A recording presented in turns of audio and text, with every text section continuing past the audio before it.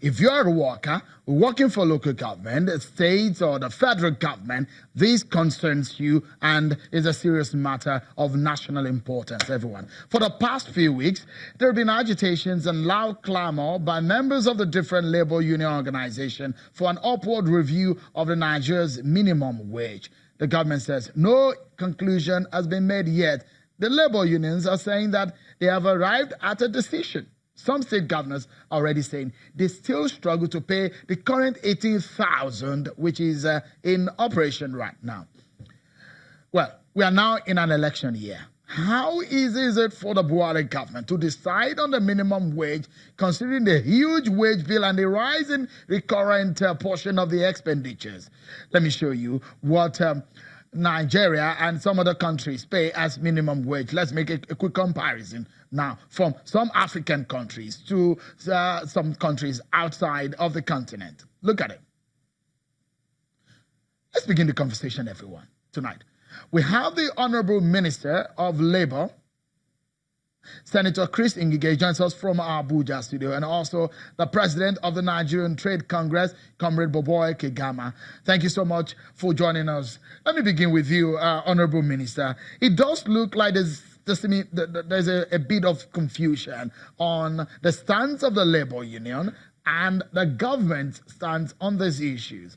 Where do we stand right now? Do we have an agreement on what to pay, and when do you hope that it will start? Shego, thank you very much. There's no confusion. No confusion.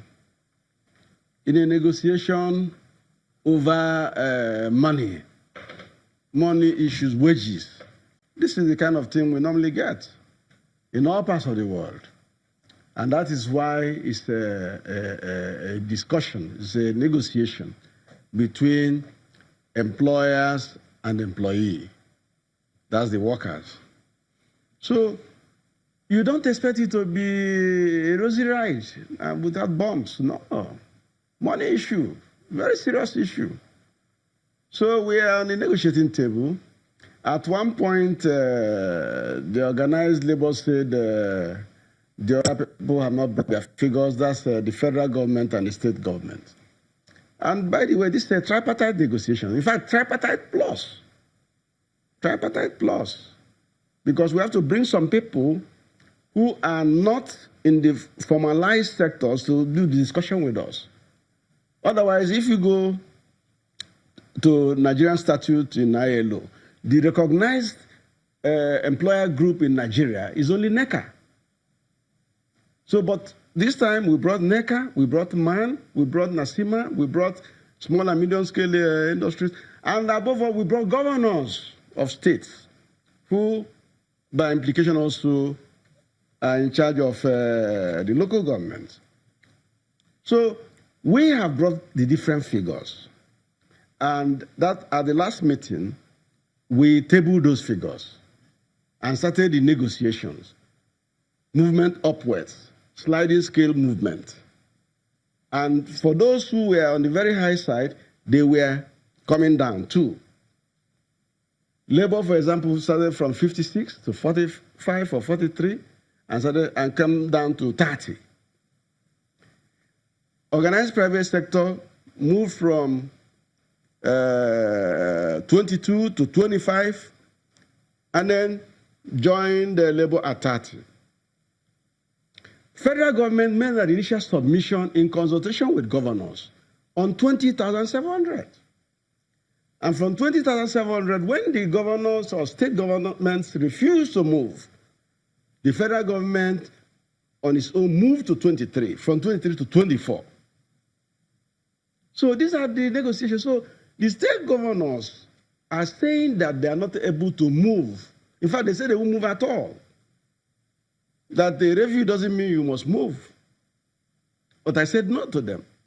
And so we got their representatives, 2 governors who came, and we agreed on 20. All right. 1,700. Okay, Honorable Minister. Budget and Planning Minister announced it. Okay, Honorable Minister, just a moment.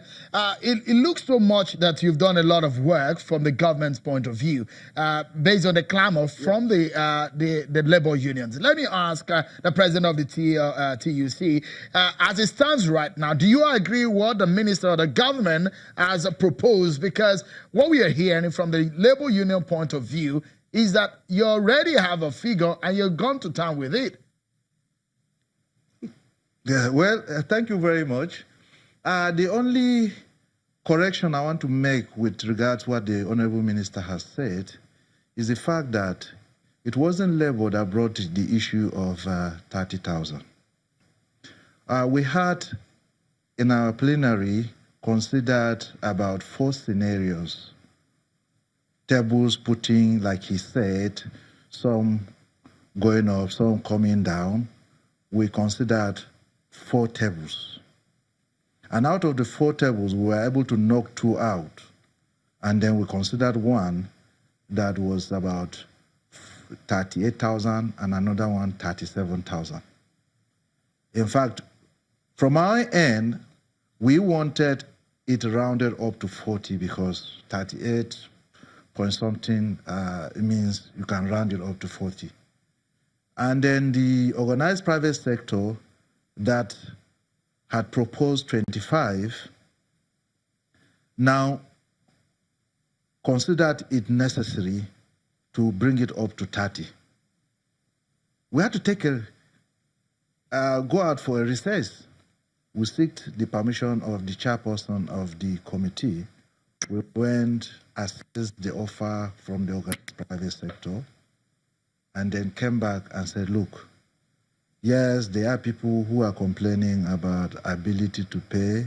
The organized private sector has proposed 30. So we gave in that let's take their figure of 30 in the interest of the country and the survival of the organized, among the working class in the country. You know that we had submitted an initial figure of about 66,500. To have come down that low means we've sacrificed a lot. We appreciate the position of our governors, but you know, the only snag there is the fact that they are not prepared to talk. In fact, I remember there was a night myself and my colleague, the NSC president, and some of our colleagues craved their indulgence to meet with them, the chairman of the Governors Forum. They had a meeting, and virtually it was a snub.